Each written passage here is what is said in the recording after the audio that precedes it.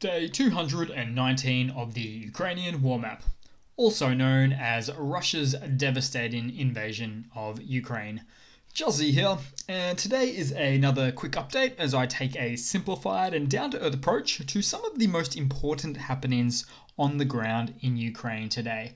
And as always, I like to start off with some of those military losses. So, for instance, the Russian military personnel losses in the last 24-hour reporting period is an additional 500 losses or eliminations. So this is starting to become quite standard, an additional 400 or 500 per day. About 3 to 6 months ago, it was about 100 or 50 a day, so things are certainly ramping up. Next up, of most importance, would be the military hardware losses on the Russian side as well. So on the armored combat vehicles side of things, bit of a generalized term, I'll get into all of that one day, but we're dealing with an additional whopping 23 Russian losses there. Then we take a look at tanks, which is a massive 13 losses there. Artillery 6, aircraft 2, and 1 chopper as well. Now we'll start off with, actually before we move to the map, I just want to quickly show you Russian hardware captured by the Ukrainian armed forces. These are the ones that are in working condition, so they are smaller numbers than the previous page. Now truthfully, I've had to compile this list myself, as it doesn't exist anywhere online in this form. Do note, it's currently in beta, but I like it. And take this tank number, for instance, of 397, for instance. Now, if we were to compare that number to neighboring Poland's tank numbers, Poland has about 550 tanks in service with their army land forces, which means Ukraine has captured almost as many Russian tanks as what neighboring Poland has in their entire fleet. Interesting stuff. Okay, now we'll really move back to the map this time. And today I'm certainly going to change it up, where I'll start in the ever-contested Donbass region, or today, maybe the not-so-contested, because what a very unfortunate day, or painful day, it has been for the Russian forces on the map. And really the date map, so switching from the 29th to the 30th, tells you the biggest story here. Not the least of which is Yapil. So this is actually blue now in liberated territory. So that's pretty impressive. And at the same time, the internet is abuzz about Lehman right here. So as you can see, the Russian forces stationed here, indicated by these two little oinky pigs, are about to get off completely, if not already. Now, if we zoom in a bit, the front line for the Russian forces here it's not even discernible any longer. Like, which front are they fighting on? It's basically completely encircled. Now, you'll see it's a bit of a choke tactic there, employed by the Ukrainian armed forces. And truth be told, they've actually done this quite a bit now on the map. What the Ukrainian armed forces are doing is they're using intelligence to define how they're going to make an attack occur, basically, using truly superior ground tactics, whereas Russia has almost just a single strategy in their playbook, which is to man the front lines and indiscriminately fire their old Soviet-era artillery in the general direction of the opposing force. Now, that strategy actually worked pretty well 50 years ago, when the old Soviet leader Stalin said, "Artillery is the god of war." But certainly these days, the battlefield needs to be more intelligently postured in this modern era. Now, there's potentially between 2,500 to 3,500 Russian troops stationed here. Now, if you did watch yesterday's video that came out a little bit late, apologize for that, I mentioned about the 0528 highway, which was their only exit out of there. There it is, the 0528. Now, that is probably no longer an option for them, because that highway's coordinates have been targeted by high precision artillery strikes, potentially like these Excalibur rounds provided by the US. But long story short, it appears to be that Ukrainian armed forces, they gather intelligence about where the, a build-up of the largest amount of Russian forces at the front line are. Then they go around that area and then they cut them off. And they actually fire from all sides into the Russian forces stationed there. So all these Onky pigs can do is retreat, effectively, or surrender, or just be sitting ducks. Now, one thing I've been looking at is this map for the last couple of days. Well, actually a lot longer than that. But if you look at the outline here, looks like you've got an eye, a nose, and a mouth. I'll superimpose an eye on it right now in post-production. But it looks like a scared soldier, for instance, there. So, yeah. And he's sort of withering away as you go between the days. So, interesting stuff. Now, we'll move back to Kharkiv where I normally start, but it is on the same basic front line where the Ukrainian forces continue to make incremental gains in the oblast east of the Oskil River. So the Oskil River is this one right there, and we can see again with the date map we're having something a little bit north of Kupiansk that's been pushing the Russian forces out there, so it seems. And speaking of the oblast, let's have a look at some photos here. So this is just a photo of the Ukrainian EOD squad, basically a technician removing anti-personnel landmines. Oh, and EOD is just a fancy acronym for bomb squad. It actually stands for Explosive Ordnance Disposal Unit. So, well, EOD there and the unit or squad at the end. And we also have some additionally captured Russian equipment discovered in Kharkiv as well, such as this T-80 tank. Also, we've got an MTLB with quite the autocannon and double-seated setup on the top of it. We've also got a couple of these trucks, utes, pickup trucks, these Tiger M's, IMVs, so infantry mobility vehicles, though admittedly one is on its side and is maybe in need of a bit of repair if it's going to get going again. Then we'll move down all the way to the Dnipro-Petrovsk Oblast, so in this area here, and in fact the city of Dnipro. So another Russian missile hit the same block as it did weeks before in Dnipro city. Again, not quite the military strategic target, and well, I won't say they've got one of their missile systems on auto fire, not exactly knowing the coordinates for what they're doing, but a bit lazy on Russia's part there. Then we'll move down all the way to Kherson, the other front line here, of course. Big contact point there as well. So there is probably no surprises here, but overnight, so not the best of footage, but there were explosions again in Nova Kakhovka, right here next to the dam. But then we also have a later photo. Not sure, well, it's not really the same explosion. It's day and night difference, of course. But big explosion there in Nova Kakhovka as well. This was, a little bit later. Now, if you're new to the channel, I'll just say that Nova Kakhovka, in fact, this whole region is an important strategic area for the Russian military. So it's a staging ground, it's a command base, multiple ammo dumps here. They try to create these barges and pontoons to get from the south to the north. They're having issues supplying the north line, but I'm just rattling off what I've mentioned there before. But basically, you've generally got maybe a HIMARS or some high-precision Excalibur missile hitting this point from just beyond the frontline contact point. At that distance, we're mostly talking a HIMARS, which can go up to about 80, 85 kilometers or about 50 miles. So you could indeed have a HIMARS system anywhere along that radius there. And on that topic, we've got some unconfirmed reports about this, but basically what's been said to be happening is through the use of satellite technology, Ukraine has been watching Russia bring ammo across the Dnipro River for the past few days, taking note of which buildings they were bringing it to. Then just last night they hit those buildings with HIMARS. So I'm not sure if that's the same story or situation as at Novokhovka, which is on the south side.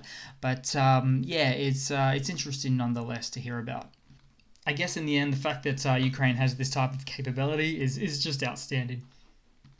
But it's never really a quiet day for the southern Ukrainian forces here, where in the last 24 hours they took out 4 Russian tanks, 4 Mr. B and Mr. S howitzers, basically the big guns, shoot from a distance, 2 self-propelled Hyacinth S guns, and 2 Grad missile launchers. So they're always taking stuff out here, which is on a daily basis, without doubt at the moment. Then we'll move across to Mykolaiv, where although not really quite the front line, Russia isn't shy to continue to strike residential buildings like this 9-story residential house that was hit in this Russian strike in the last day. I think Russia likes to continue to show and exert its offensive strength, where otherwise it's really dealing with having to take a very defensive stance, particularly in the east and the north there. But just in this whole area, in terms of the date map itself, no new ground was broken from either side that we can see. Okay, now we move across to the news, where some of it is pretty interesting. So, Russian President Vladimir Putin has signed decrees recognizing Kherson and Zaporizhia, those 2 oblasts, as of Ukraine as independent states now. Now, this follows some of the sham referendums in these oblasts here in the last few days or so. Oh, and we've got 2 sheets of paper about these decrees of sorts, having Russia recognize these 2 locations here, these 2 areas, the oblasts I'm circling, as these independent states now. And I'll just quickly read out to you what it says at its gist. So it says, in accordance with general norms and international law, Russia, considering the will of the people of the Kherson region in the referendum on the 27th of September 2022, hereby Russia decides to recognize state sovereignty and independence of the Kherson region. And the second one says the Zaporizhia region. So it's basically a copy and paste or a cut and paste job there. Oh, and signed V. Putin of the Russian Federation. So we've basically got these 2 carbon copies here, just with the slightly different oblast names. And to me and many other pundits out there, this is just really wrong on so many levels. First of all, both oblasts aren't even fully under either side's control. In the midst of a war zone, so no international country, almost no international country, is going to see these sham referendums as a free and open process that took place. Secondly, and maybe this is just me, but apparently, or evidently, it just so happens that both regions announced their referendums to be sovereign states just days after voting in both regions commenced at the same time, and now they're both sovereign states exactly at the same time as well, apparently. Now, here's the thing. For separate sovereign states, the fact that they're doing it at the exact same time doesn't sound so sovereign to me, or separate for that matter. I mean, like, what are the odds under a real life circumstance? Probably close to zilch. Oh, and thirdly, I'd probably mention that the citizenry displacement in these regions or oblasts because of the war means most of the population couldn't even get a chance to vote in the first place. And the ones that did reportedly literally have guns to their backs. And in some more news, experts believe that Putin is once again bypassing the Russian chain of command. So instead of taking advice from his commanders, Putin is instead telling them to do things such as keep filling the frontline ranks and not a step back. This is problematic on a great deal of levels, but as I've said before, Putin is not known as a great military mind. Sure, I could concede the fact that he is a great political mind. I mean, maybe obviously because he's consolidated so much power into really effectively what's an autocracy now. But modern day wars cannot be fought with just brute force, soldiers and soldiers alone. Oh, and of course artillery that Russia loves so much. Yeah, there's the modern weaponry required as well, followed by copious amounts of training of the soldiers and on that weaponry as well. But it really does appear that Vladimir Putin's actions thus far suggest that he is far more concerned with rushing bodies to the battlefield than with addressing these fundamental systemic flaws within his own military. And that systemic issue is the very nature of the political system that he's created. So his commanders are effectively a bunch of yes men that are too afraid to speak truth to power. This is the fundamental flaw in an autocracy, which I've got in my description on pretty much every video down below. So when power is completely consolidated by one man at the top, there is no discussion. It's either their way or the highway. Or, as I can see some of you joke, and you know this joke in the comments, it's either their way or the window. Which people are getting thrown out of windows a lot in Russia. Particularly a lot of anti-war Russian oligarchs that aren't following the status quo with what Putin wants. And in other news, now Putin's approval rating has fell after the mobilization began. So this is reported by a Russian media outlet, and I do like quoting the Russian media outlets because you can see it on the website. I like to get their take on the situation, not just an international perspective, because whatever they're saying is obviously a more conservative way to look at things than what's actually happening. In other words, it's usually worse than what they say. So according to this news media outlet, and therefore according to a survey conducted by the Russian polling agency Levada Center between the 22nd and the 28th, so this is just a week after the mobilization announcement was made by Vladimir Putin, his approval dropped from 83% to 77%. I'm sure it was never even 50%, and it went to 20%, but hey, they're at least saying that his approval rating has gone down. And also on a related topic, another Russian media outlet named Novaya Gazeta reported that over 260,000 Russian men had fled the country after Putin announced the mobilization of conscripts on September the 21st. And when you put a whole bunch of these reports together, you find an interesting story comes out. So basically, we've got all these pro quote-unquote special military operation supporters sporting the Z symbol on their own attire. As soon as the mobilization decree was called up last week, it's been reported heaps of Russians have basically discarded any clothing with a Z on it or removed those bumper stickers, and many of which have fled to other countries that will have them there. So it's kind of funny and sad, but mostly funny. Oh, and just lastly on that topic, just before I started recording, I noticed there was a photo or some footage of Georgians protesting the influx of Russians.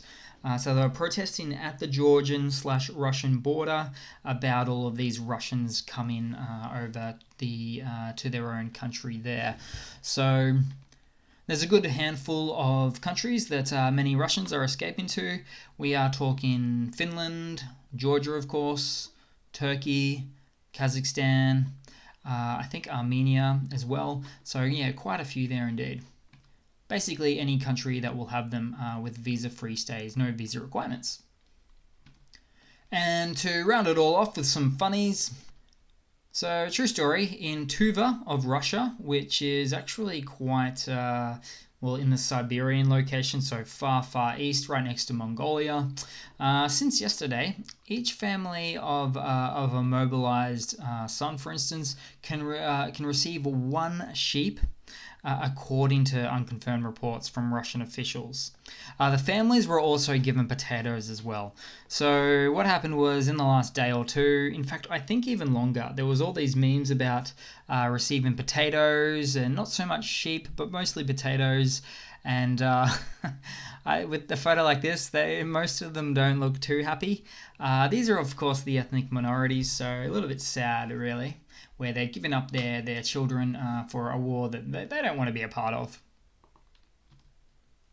At least they get that sheep. Oh, and just lastly, for a bit of a funny, I don't want you guys to get caught at the water coolers during your office hours with not being aware of this one.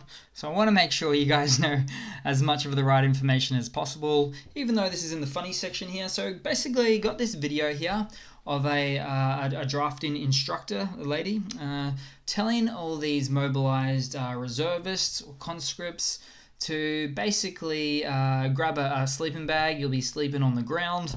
Also, all we're giving you is some clothing and some armor.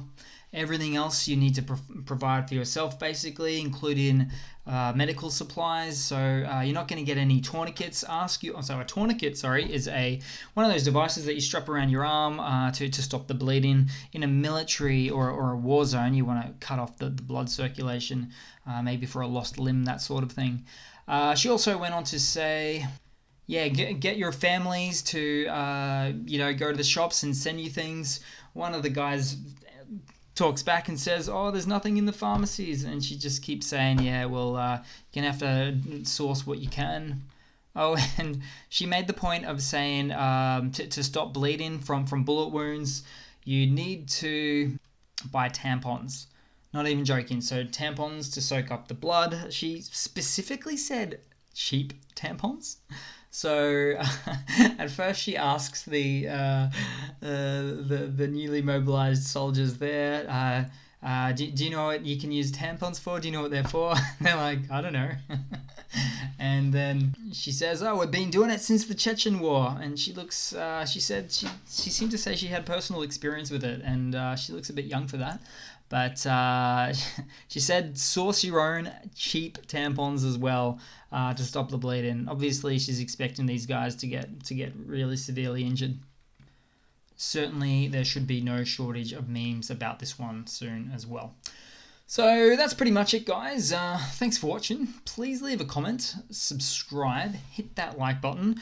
Try to ignore the comments in the trolls in the comment section, I should say. There really are a lot of Russian agents of disinformation out there.